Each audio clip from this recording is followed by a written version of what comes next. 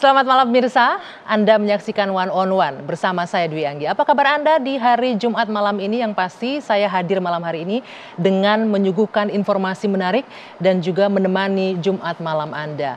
Salah satu kasus yang kita ketahui, persoalan hak asasi manusia marak sekali terjadi di Indonesia. Bahkan Presiden Prabowo Subianto membentuk kementerian terpisah, Kementerian Hak Asasi Manusia yang terpisah dari kementerian lain. Dan aktivis HAM, pegiat HAM didapuk untuk memimpin lembaga ini. Ada aktivis HAM dari Tanah Papua, Natalius Pigai, yang memimpin lembaga ini untuk mengatasi permasalahan hak asasi manusia. Saya akan berbincang malam hari ini dengan Menteri Hak Asasi Manusia. Ya, saya akan langsung mengundang Pak Pigai. Apa kabar? Baik, silahkan. Ini kalau saya bisa bilang ini ya, Bang Pigai. Saya manggilnya Bang Pigai apa Pak Menteri nih? Sama aja. Sama aja ya? Saya tidak berubah. Ini kan saya kembali ke rumah lama. Kembali ke rumah lama. Ya. Kalau berbicara HAM rasanya bolehlah kalau saya bilang the right man at the right place. Karena Anda berangkat dari aktivis HAM, pegiat HAM. Sekarang didapuk untuk berada di pucuk pimpinan tertinggi lembaga hak asasi manusia, itu Menteri Hak Asasi Manusia. Kita akan berbincang nanti apa saja yang sudah dikerjakan dan juga apa yang akan dikerjakan ke depannya, serta beberapa pernyataan Anda belakangan yang cukup menarik perhatian publik. Ya. Sesaat lagi ya. Silakan. Oke. Bang Pigai. Ya. Seperti yang saya bilang tadi, di awal Anda berangkat dari aktivis HAM, kemudian sekarang menjadi Menteri HAM. Ada perbedaan nggak? Kalau saya tahu Anda dari zaman dulu itu orangnya sangat kritis. Dan selalu muncul dengan kata-kata yang cukup keras ya untuk mengatasi HAM. Sekarang sudah di posisi ini, sudah di posisi tertinggi, apa yang akan Anda lakukan? Ya, baik. Yang pertama, saya bolehkan apa adanya ya. Saya seperti biasa, Natalis. Saya dibesarkan di TV One juga ya. Bertahun-tahun, mungkin udah ratusan kali. Ya, kita juga alumni TV One ya. Jadi saya ucapkan terima kasih TV One sudah mengundang saya. Yang kedua, sebelum ditanya apa yang akan dilakukan, ya, yang paling menarik itu adalah mengapa Presiden mengadakan atau membentuk kementerian terpisah ya untuk hak asasi manusia, ya. Khusus sendiri dipisahkan. Ya, di Indonesia tidak. Itu adalah salah satu yang mungkin legasi besar. Yang monumental, yang mungkin akan ditinggalkan oleh Presiden Republik Indonesia Prabowo Subianto.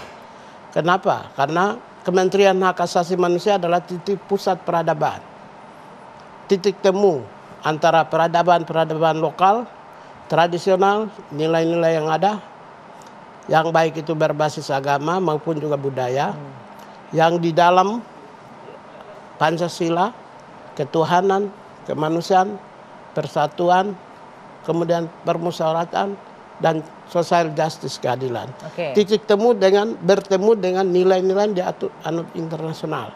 Karena itu mau tidak mau Indonesia sebagai bagian yang tidak terpisahkan dari komunitas dunia, maka titik temu peradaban itu membentuk karakter dan watak bangsa.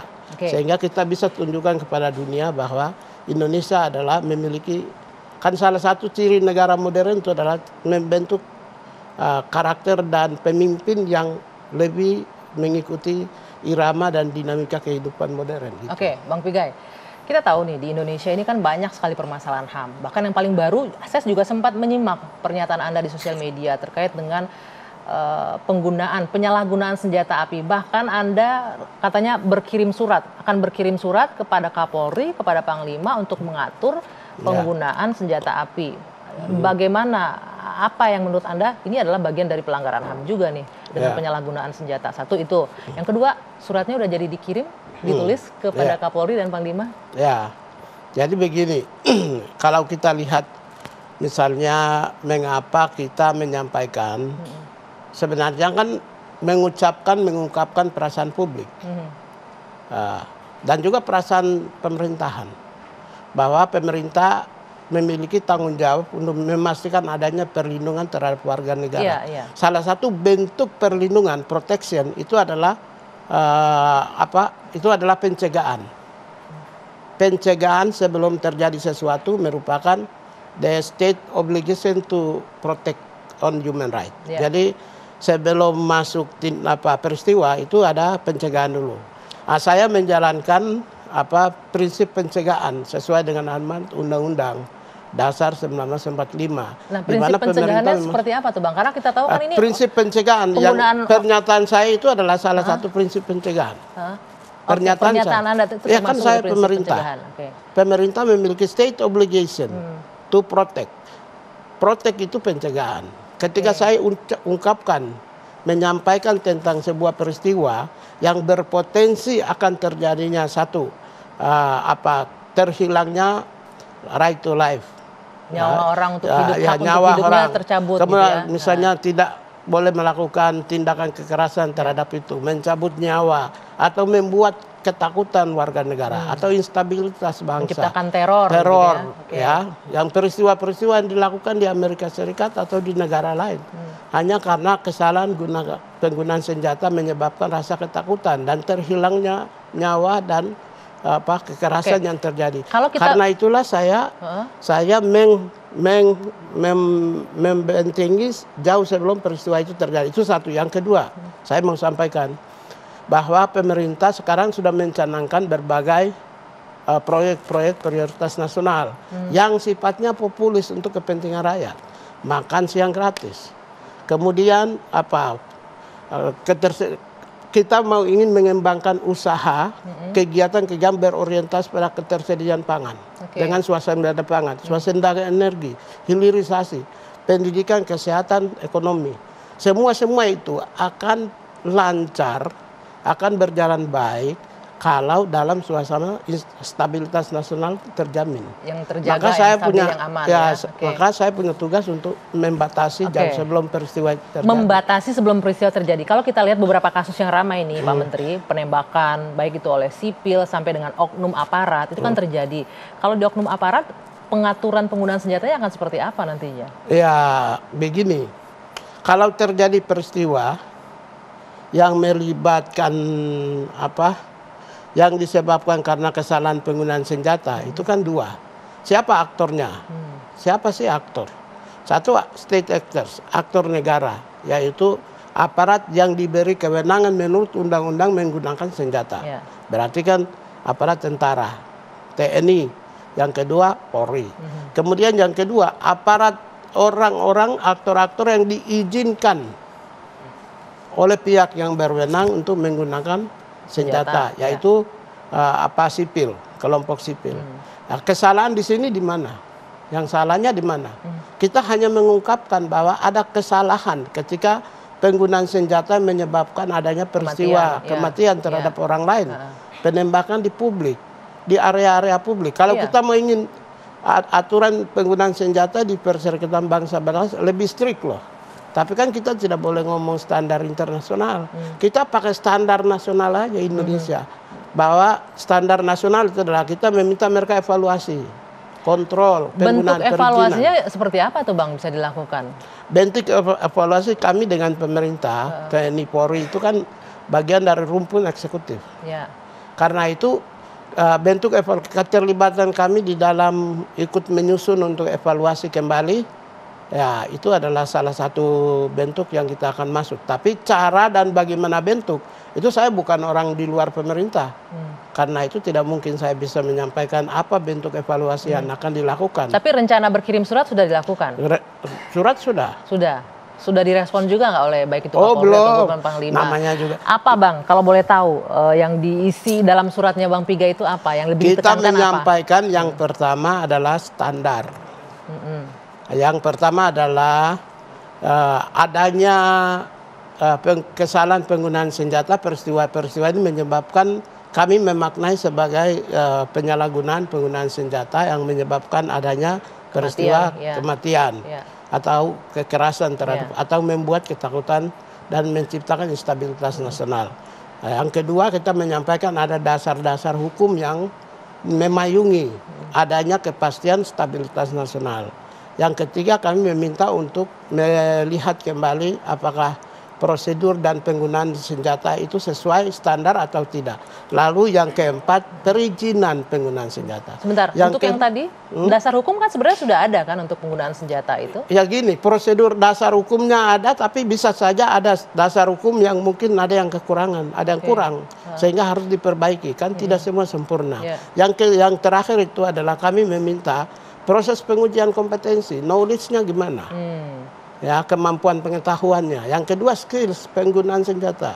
Lalu yang ketiga, moral, mental dan moral. Kalaupun juga dia memiliki kemampuan pengetahuan yang luas dalam penggunaan senjata, oke. Skills, oke.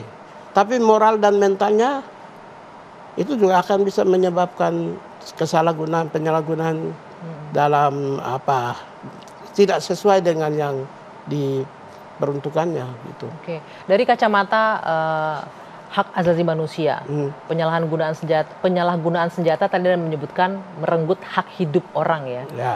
Di Indonesia kondisi ini sebenarnya menurut Anda kalau by data mulai dari Anda aktivis pegiat HAM itu cukup banyak nggak terjadi? Sebenarnya gini, kalau jujur ya, kalau jujur sebenarnya peristiwa-peristiwa yang menyebabkan pelanggaran yang disebabkan karena senjata itu secara kuantitatif kecil. Oh, kecil justru? Dibandingkan juga sebuah pelanggaran ekonomi sosial budaya atau tindakan administrasi oleh pelayan pemerintah atau misalnya sebuah proses peradilan yang injustice, unfair trial. Kalau dihitung secara kuantitatif, yang penyalahgunaan senjata yang menyebabkan peristiwa kekerasan itu angka statistiknya kecil. Hanya yang kita yang hidup, saya, Anda, Mbak Anggia ya, dengan yang lain itu hidup pada peristiwa previous masa lalu yang agak sedikit tanda kutip peristiwa yang pernah hidup dalam suasana pemerintahnya agak sedikit berbeda dengan suasana sekarang. Jadi memori pesimis, memori dan trauma pada masa lampau terbawa sampai sekarang bahwa senjata itu menakutkan. Ini aja. Tapi faktanya memang benar kan? Apalagi kalau sekarang ditambah dengan sosial media Saya kan bilang secara kuantitatif kecil. Jumlahnya kecil dibanding kejahatan yang disebabkan karena proses hukum yang tidak adil. Jadi itu menurut Anda akibat trauma di masa lalu itu muncul sekarang? Iya dong. Saya punya teman, saya aktif 98. Teman-teman saya di masa lalu. Ya, kita kalau lihat senjata udah takut tuh. Anda juga sama kan? Semua yang tua-tua semua sama. Karena itu tidak salah. Tua kita belum tua lah. Iya, makanya. Karena itu sudah memori kita itu pelanggaran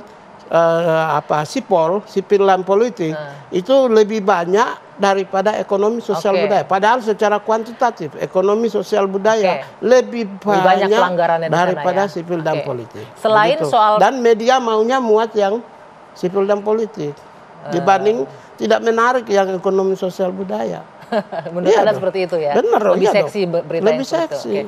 Bang Pigai, selain menyoroti soal penyalahgunaan senjata api, saya juga menyimak nih pernyataan Anda di sosial media terkait dengan penerapan hukuman untuk koruptor nggak setimpal, sampai bahas soal judi online juga lain-lain. Ini kayaknya Kementerian Hak Asasi Manusia menyoroti banyak hal nih. Kita akan bahas nanti yang itu, tapi kita jeda dulu sejenak. One on One akan kembali sesaat lagi.